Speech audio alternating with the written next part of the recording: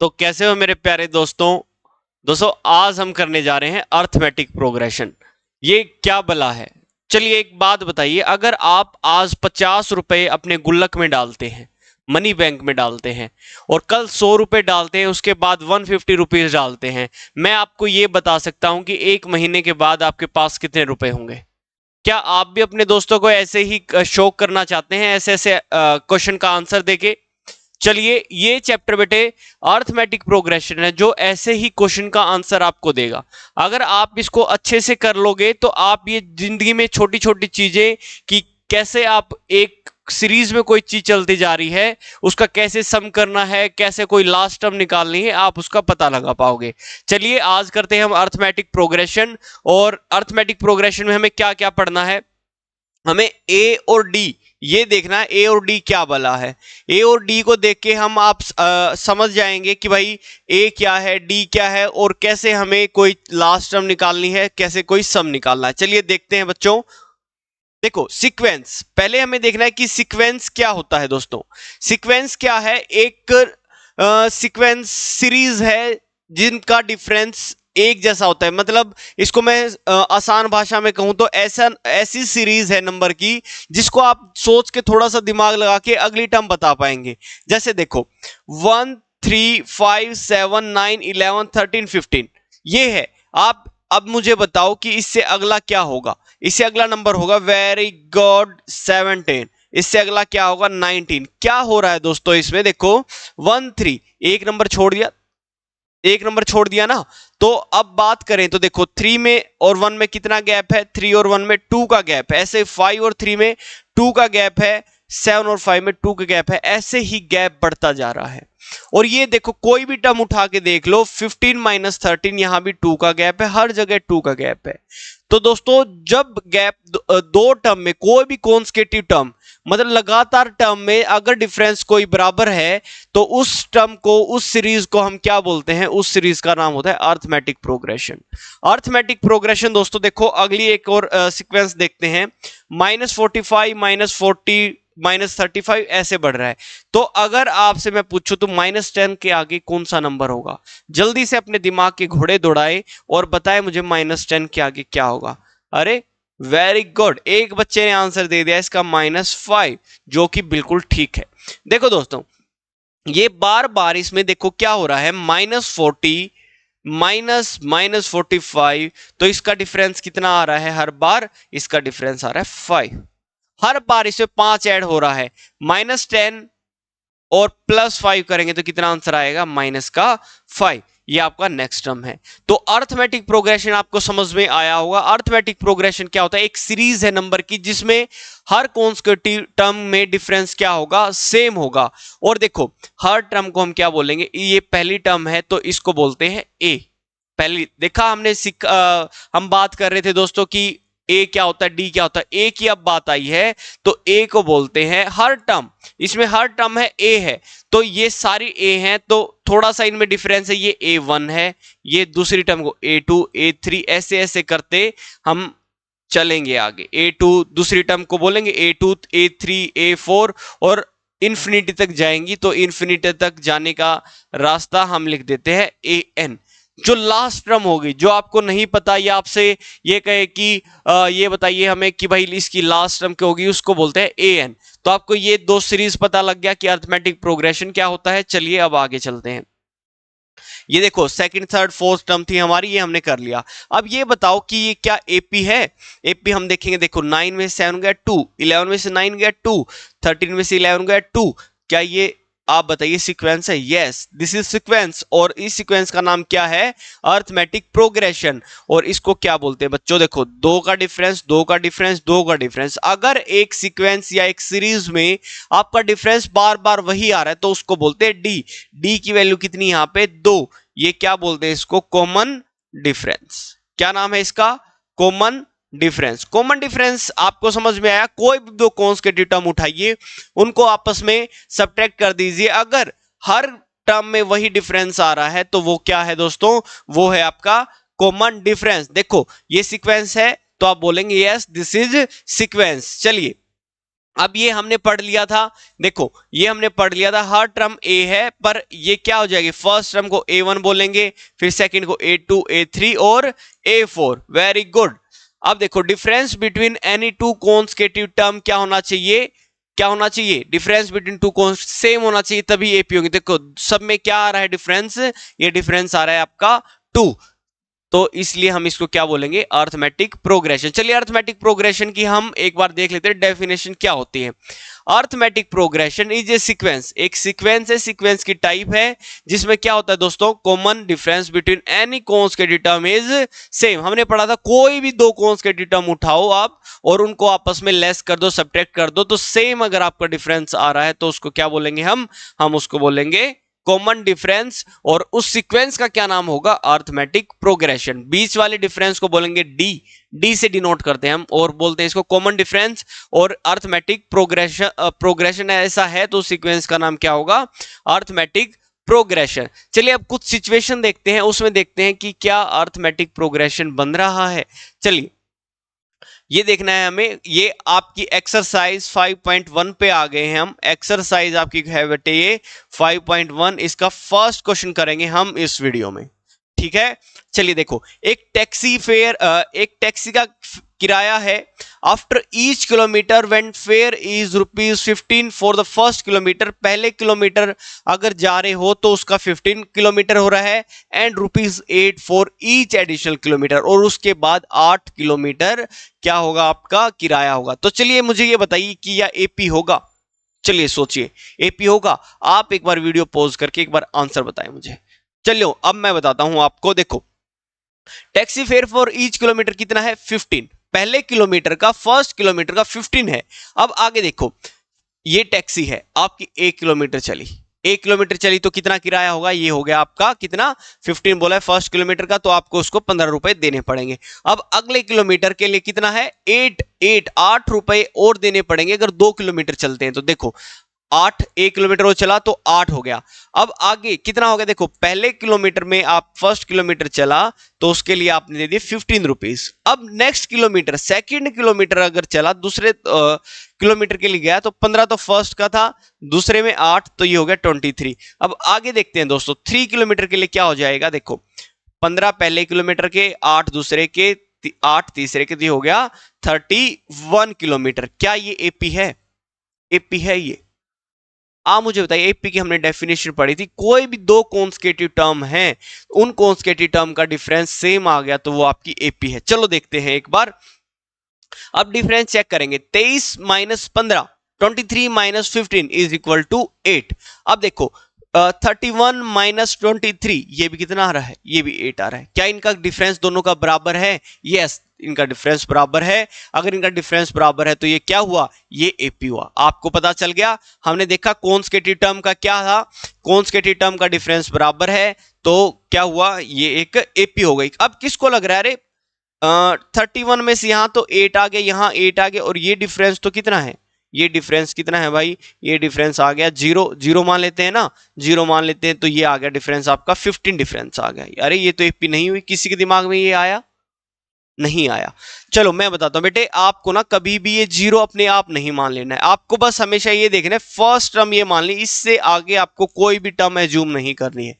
हाँ, हम right hand side में एज्यूम कर सकते हैं, लेफ्ट हैंड साइड में आपको ये नहीं मान लेना अरे इससे आगे तो 0 होगा, 0 माइनस 15 ये 15, और ये 8, ये 8 नहीं, ये तो एपी नहीं हुआ, नहीं, ये फर्स्ट टर्म है, फर्स्ट टर्म है ये A1, A2 और A3, A0 कोई भी टर्म नहीं होती बच्चे, A0 कोई भी टर्म नहीं होती, इसलिए हम A0 अपने दिमाग में नहीं लेके आएंगे। चलें आगे, इतनी बात आपको समझ में आई है। चलिए आगे चलते हैं, अगला क्वेश्चन देखो, amount of air pressure in cylinder when A vacuum pump removes of air 1/4 remaining in the cylinder eight A time. मतलब ये क्या कह रहा है, एक सिलेंडर है दोस्तों, मैं मान लेता हूं, मान लो एक, आपको मैं दिखाऊंगा, देखो ये हर बार क्या कर रहा है, 1/4, जितनी भी उसके सिलेंडर में एयर है उसका 1/4। देखो ये वर्ड बहुत इंपॉर्टेंट है, रिमेनिंग, जितनी बची हुई है उसका 1/4। मान लो पहले 1000 थी, एक में मान लेता हूं मैं 1000 एयर है, 1000 एयर 1000 मीटर क्यूब एयर है, उसमें भरी हुई है 1000 मीटर क्यूब। अगर इसमें से पहले निकालेंगे तो पहले 1/4 निकलेगी, इसकी 1/4 निकली, 1/4 निकली तो ये कितनी बची 250, 250 निकल गई। ठीक है, पहले कितनी निकली 250, यहां पे पहले 1000, उसके बाद 250 निकलने के बाद कितना बचा, ये बचा 750। ठीक है, अब 750 का 1/4, 750 रिमेनिंग 750 बची ना, अब इसका 1/4 निकलेगा तो बताओ कितना रहेगा। 750 को डिवाइड करेंगे, 4 एकम 4, 4 अट्ठे 32, 4 सत्ते 28 और ये 2 और 5, ये क्या हमारा ठीक है। देखो अब इसमें से 750 में से 187 लेस करेंगे तो कितना आ जाएगा, मान लो इस 750 में से लेस करेंगे 750 माइनस 187.25, ये इतना आंसर आएगा हमारा, है ना, ये इतना आंसर आएगा। अब इसमें डिफरेंस है बच्चों 250 का, इसमें डिफरेंस है कितना, देखो इसमें ये लेस करेंगे इन दोनों को तो कितना आएगा 187.25 आएगा। ये 250 और 187 क्या हमने पढ़ा था, डिफरेंस इक्वल होना चाहिए, डिफरेंस इक्वल है, यहां पे डिफरेंस 250, यहां पे 187, हमने कुछ भी, आप कुछ भी अज्यूम कर सकते हो, तो ये आपका डी बराबर नहीं हुआ, इसलिए ये एपी नहीं हुआ, एपी नहीं है ये। चलो एक बार इसको हम थोड़ा सा एनिमेशन से समझ लेते हैं, आपको अच्छे से समझ में आएगा, ये भी आपको मुझे उम्मीद है आप अच्छे से समझ रहे होगे, देख के चीजें ज्यादा समझ में आती है। चलो रिमेनिंग हम मान लेते हैं ये एक सिलेंडर है, ठीक है, ये सिलेंडर है, इसमें एयर प्रेशर हम मान लेते हैं पहले वी एयर प्रेशर है, कितना एयर प्रेशर वी है, चलो वी एयर प्रेशर है, इसमें से 1/4 निकल गया, पहली बार 1/4 निकला तो पहली हमने माना टोटल में कितना है वी है, अब 1/4 निकला तो वन वी माइनस 1/4 कितना बचा, वी माइनस 1/4 3/4 वी, 3/4 बचा, वेरी गुड। अब 3/4 में से 1/4 निकलेगा, 3/4 है, v में से 1/4 होगा, देखो ये अब रिमेनिंग 1/4 इंटू 3 ये आ गया आपका, यहां पे देखो 1/4 और 3/4 इंटू 3/4 कितना आया, ये आया आपका, इसमें से लेस कर देंगे, जब 1/4 निकली है तो 3/4 में से लेस करेंगे तो आपका कितना बचा है, ये 9/16v, कितना बचा है 9/16v बच गया। अब देखते हैं दो कॉन्सेक्यूटिव टर्म, पहली टर्म है आपकी v, दूसरी है 3/4v, अब है 9/16v।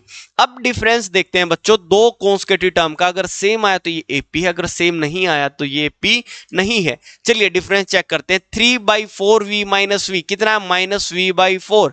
अब आगे देखते हैं 9/16v माइनस 3/4, ये आपका आया -3v/16। क्या ये डिफरेंस इक्वल है मेरे प्यारे दोस्तों, ये क्या इक्वल है, नहीं है, ये अंधा भी बता सकता है ये इक्वल नहीं है, आप तो बड़े स्मार्ट बच्चे हो। चलो ये इक्वल नहीं है तो ये क्या ये एपी है, नहीं ये पी नहीं है, वेरी गुड। देखो हमने लिखा difference between two constant term is not constant, not same, so given list of number is not AP, very good. चलिए अब देखते हैं इसका third question, cost of digging a well after every meter of digging when it costs rupees 150 for the first meter and rises by 54 each subsequent meter। ये क्या कह रहा है, एक कुआं खोदा जा रहा है, एक गड्ढा खोदा जा रहा है, 1 मीटर अगर खोदते, पहला 1 मीटर जैसे टैक्सी में पढ़ा था कि टैक्सी का 1 किलोमीटर का किराया 15 है, उसके बाद 8 बढ़ रहा है, ऐसे ही इसमें क्या है, अगर पहला मीटर अगर 1 मीटर खोद रहे हैं, पहले वाला मीटर होगा वो उसके रुपए लेगा 150 मीटर, उसके बाद क्या लेगा 50 meter for each subsequent meter. चलिए देखते हैं कॉस्ट ऑफ डिगिंग वेल। चलो अब करते हैं, ये आपको गड्ढा खोदना है, अगर देखो ये पहले मीटर, देखो ये 1 मीटर है पहले वाला मीटर, इसके कितने रुपए देने होंगे, आपने पढ़ा 150 मीटर, 150, इसके बाद 80 meter for each subsequent metre.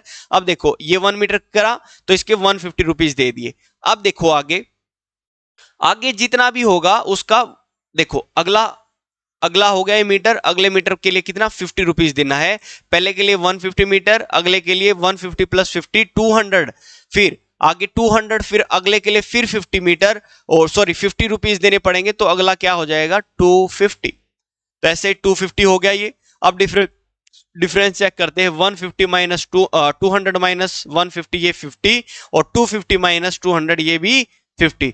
तो ये कॉमन डिफरेंस बच्चों इसमें क्या आ रहा है, बराबर आ रहा है हर बार। तो बराबर आ रहा है तो हम क्या मानते हैं, अगर कॉमन डिफरेंस बराबर है तो ये एपी ही है। ये एपी देखो 250 माइनस 250 आ रहा है बार बार। तो हमने पढ़ा कॉन्स्टिट्यूटिव टर्म का जो डिफरेंस है वो क्या है, कांस्टेंट है, इसलिए गिवन जो सीक्वेंस है वो क्या है, एपी है। Very good. चलिए इसका लास्ट क्वेश्चन करते हैं। 5.1 का फर्स्ट क्वेश्चन का लास्ट पार्ट है ये, देखो। The amount of money in the account every year when rupees 10,000 deposited at compound interest at 8% per annum। आपको बताना है जो अमाउंट ऑफ मनी है, जो अमाउंट निकलेगा। मान लो आपको एक चीज समझनी पड़ेगी इसके लिए, आप बैंक में पैसा देते हो 10,000 रुपए, आपको वापिस 1 साल के बाद मिलते हैं 10,200 रुपए। तो ये 200 रुपए एक्स्ट्रा हुए हैं, ये इसको बोलते हैं बेटे इंटरेस्ट बोलते हैं। और जो 10,200 रुपए मिले टोटल अमाउंट को हम बोलते हैं अमाउंट।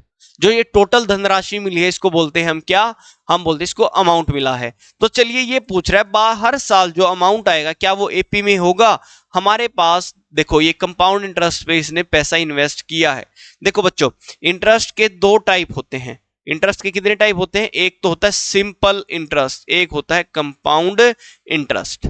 अच्छा एसआई और सीआई इनमें दोनों में डिफरेंस क्या है। जो सिंपल इंटरेस्ट होगा वो हमेशा मेन अमाउंट पे लगेगा। जैसे 10,000 है, 10,000 का हम करेंगे पहले साल, मान लो 8% है तो 800 रुपए आपको क्या मिल जाएगा, इसका इंटरेस्ट मिल जाएगा। अगले साल भी क्या होगा, 10,000 पे 8% आपको हर साल कितना मिलता रहेगा, 800 मिलता रहेगा।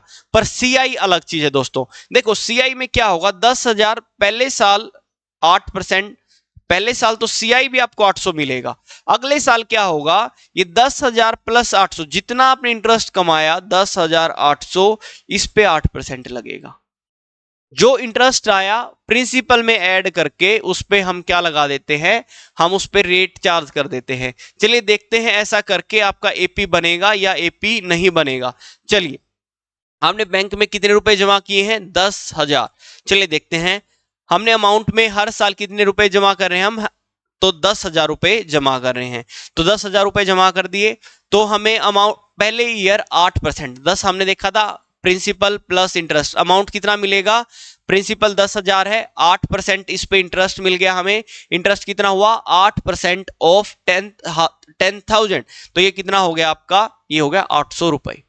800 रुपए हो गया तो आपका अमाउंट कितना हो गया, 10,800। पहले साल 10,000, फिर आया आपका अमाउंट 10,800। अब देखो आगे 10,000, दूसरे साल 10,800 का 8% होगा। 10,000 ये 800 आपका क्या हो गया, देखो 10,800 आपका रुपया आप इन्वेस्ट कर दिया। अब 10,800 का 8% लगेगा। 10,800 का 8% कितना बना बच्चों, ये बना आपका 11,664 रुपए आपका अमाउंट हो जाएगा। 11,664 रुपए हो गया, ये लिख दिया हमने 11,664। फर्स्ट ईयर में 10,000, फिर सेकंड 10,800, फिर 11,664। क्या इनका डिफरेंस सेम है, वीडियो पॉज करो और एक बार मुझे बताओ क्या ये डिफरेंस सेम है। वेरी गुड, ये आपका डिफरेंस सेम नहीं है। डिफरेंस चेक किया, पहले साल 800 आया, दूसरे साल 864, 864 आया। तो ये क्या डिफरेंस सेम है, नहीं है। और अगर जब भी हम पढ़ते हैं कॉन्स्टिट्यूटिव टर्म का जो क्या है डिफरेंस कांस्टेंट नहीं होता, इक्वल नहीं होता, तो वो एपी भी नहीं होता। तो इसलिए ये क्या हो गया, एपी आपका नहीं है। तो चलिए दोस्तों आज के लिए हम फर्स्ट क्वेश्चन हमने कर लिया, हमने ये समझ लिया एपी क्या होता है, डी क्या होता है। तो आज के लिए इस वीडियो में इतना ही। और आपको अगर समझ में ना आया हो तो आप क्या करोगे, एक बार दोबारा देखोगे एपी क्या होता है, जिसमें डिफरेंस बराबर होगा। डी को क्या बोलते हैं, common difference, a first term, a two second term. ये हमने आज चीज पढ़ ली है। तो आज के लिए इतना ही। अगली जो वीडियो आएगी हमारी उसमें हम करेंगे सेकंड थर्ड, इसको कंप्लीट कर लेंगे। ठीक है दोस्तों, चलिए मिलते हैं नेक्स्ट वीडियो में, बाय बाय।